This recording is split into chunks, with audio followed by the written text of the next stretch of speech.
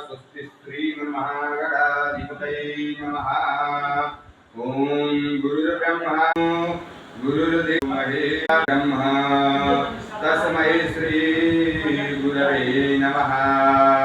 वक्रतुंड महाकाय सूर्यकोटि समप्रभो निर्विघ्नं कुरु मे देव। श्री सर्वकार्येषु सर्वदा। ओम भूर्भुवस्सुः मातः श्रीर्वरेण्यं भर्गो देवस्य धीमहि धियो यो नः प्रचोदयात्। नेत्रोदपि स्पर्शः ओम अपवित्रः पवित्रो वा सर्वावस्थाङ्गतोऽपि वा यः स्मरेत् पुण्डरीकाक्षं स ह्याभ्यन्तरः शुचिः।